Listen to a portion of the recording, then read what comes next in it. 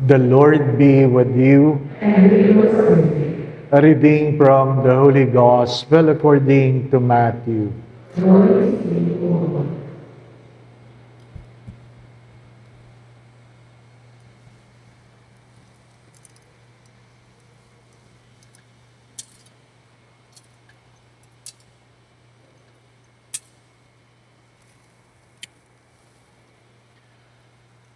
Jesus said to his disciples, "Stop judging, that you may not be judged.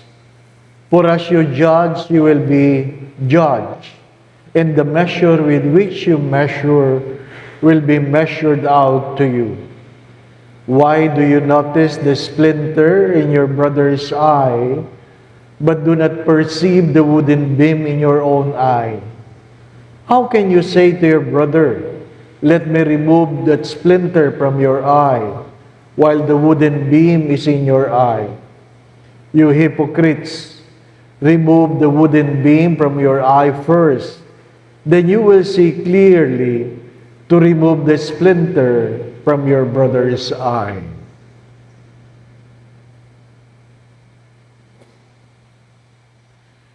Brothers and sisters, the Gospel of the Lord.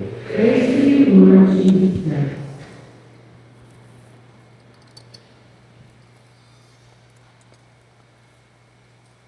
We are reminded to stop judging, that we might not be judged. Mother Teresa of Calcutta have said this: "If you are too quick to judge, you have no time to love."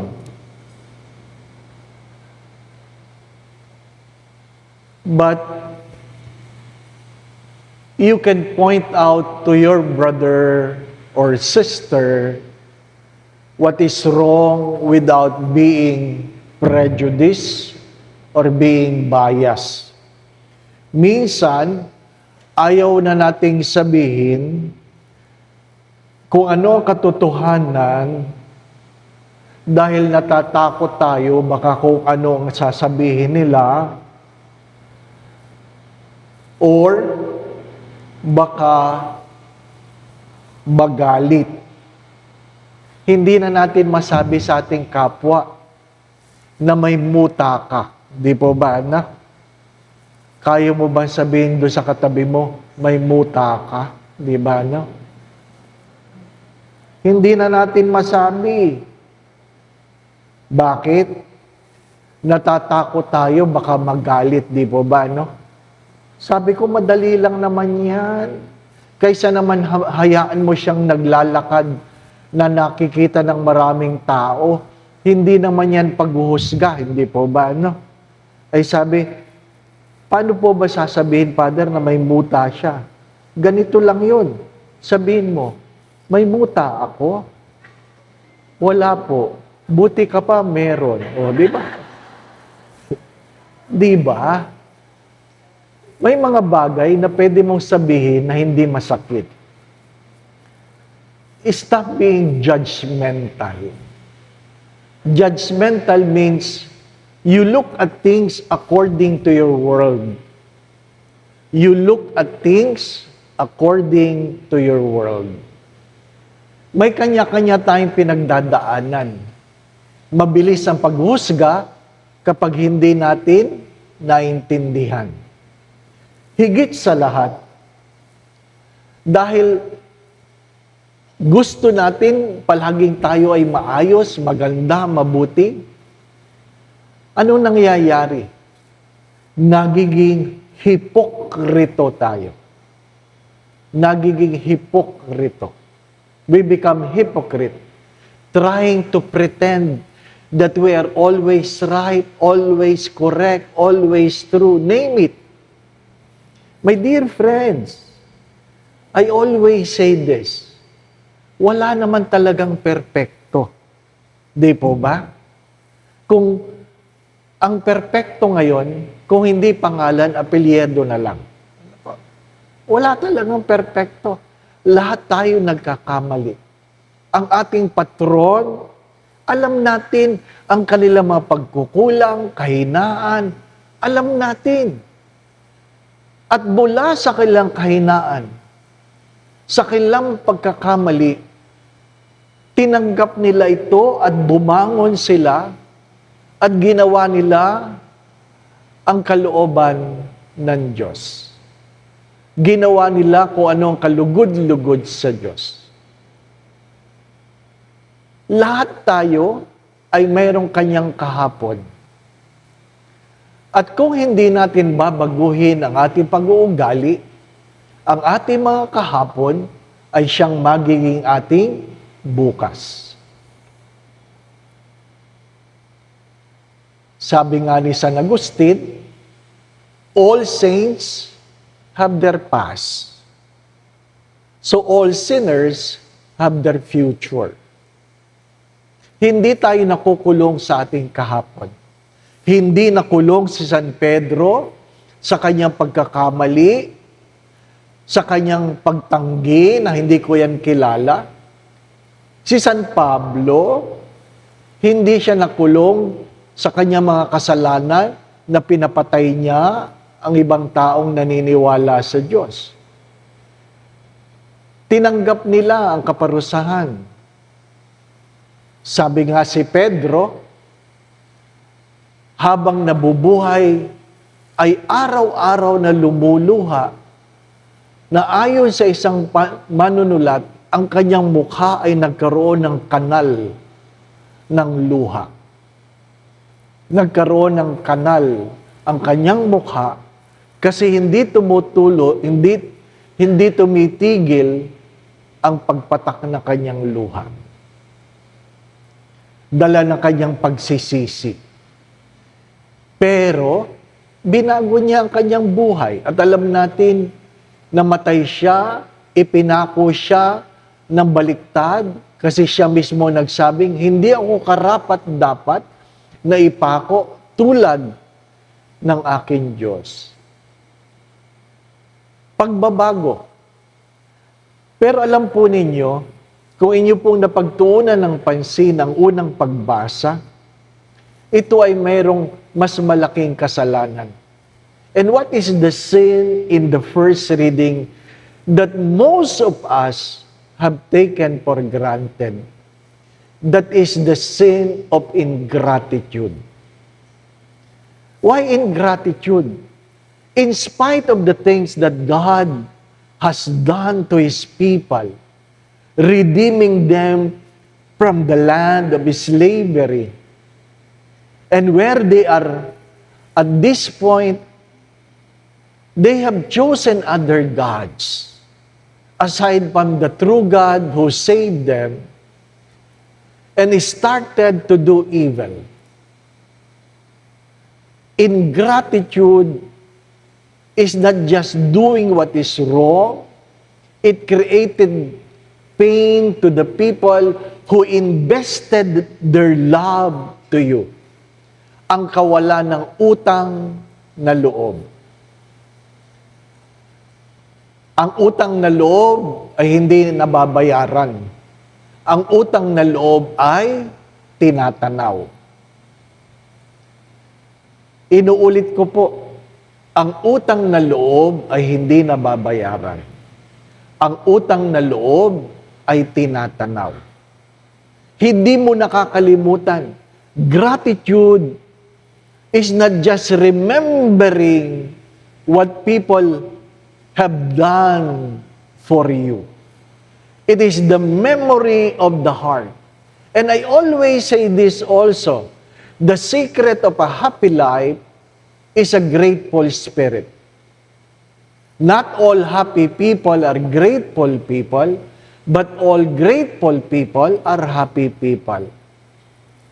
And you have to accept we are miserable because we failed to be grateful. Kaya tayo miserable, isa lang ang dahilan. Kulang tayo sa pasasalamat. Ang meron lang tayo ay magreklamo. Ang malungkot na kwento ngayon, ang mga bata, pag binigyan mo, hindi na nagsasabi ng thank you. Pag binigyan mo ang ibang bata, ang sagot sa'yo, ito lang. Ito lang. And how would you feel that you are giving yourself and yet people are ungrateful?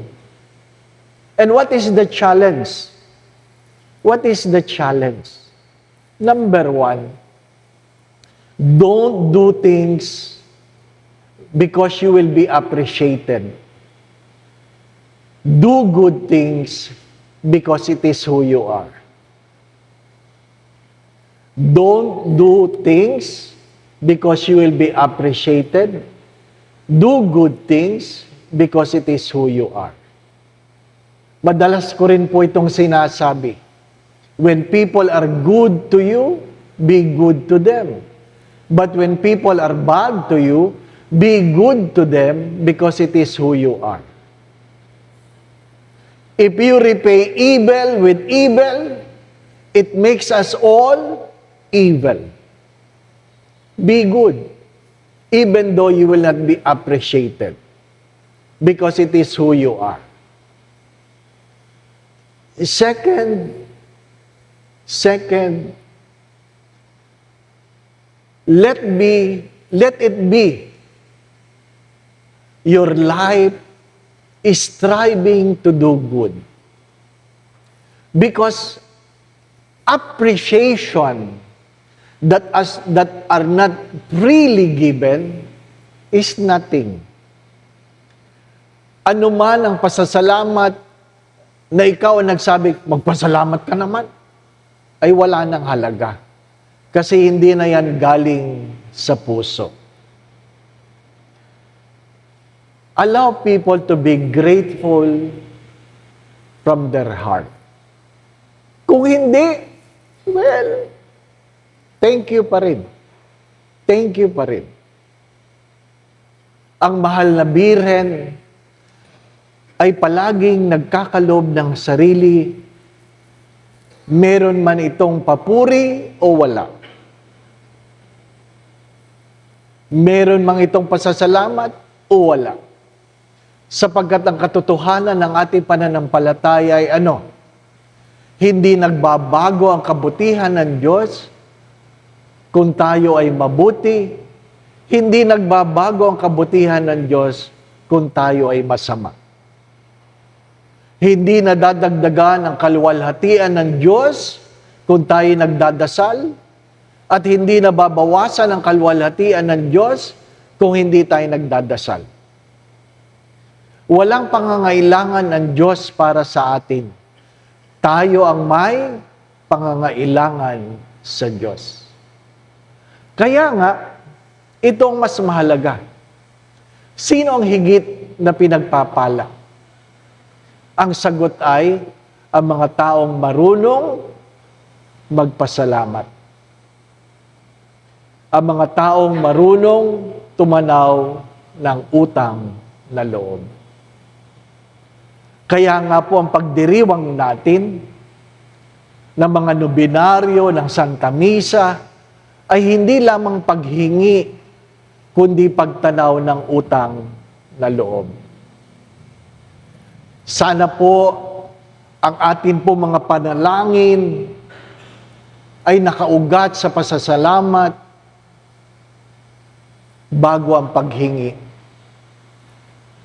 Sabi ko nga, may mga tao na talagang mapagbigay. Sabi niya, oh, bakit mo binibigyan yan? Ang tamad-tamad. Hindi naman kumikilos. Ano sagot? Nakakaawa eh. Nakakaawa. Pagkatapos na ilang buwan, oh, binibigyan mo pa rin. Hindi naman nagbabago. Nakakaawa eh. Di ba ba, na? Pagkatapos ng isang taon, oh, ba't di ka na nagbibigay? Nakakainis na. Di ba? May hangganan minsan ang kagandahang loob. Pero ang Diyos ay hindi. Sabi nga, ang pagpatak ng ulan ay para sa mabuti at makasalanan. Ang pag-ibig ng Diyos ay para sa lahat. Kaya ang ating mga nobinaryo, hari nawa, ay pagtanaw ng utang na loob at hindi lamang merong hinihingi. Amen. Going back to what I've said, number 1, don't judge.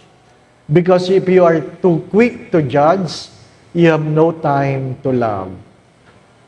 Second, if people are good to you, be good to them. But if people are bad to you, be good to them because it is who you are. Because if you repay evil with evil, it will make us all evil. And third, do not forget this. The secret of a happy life is a grateful spirit. Not all happy people are grateful people, but all grateful people are happy people. The Lord be with you. And with your spirit. And may Almighty God bless you and your family, the Father, the Son, and the Holy Spirit. Amen. The Mass has been offered. We go in peace to love and serve the Lord. Thanks be to God.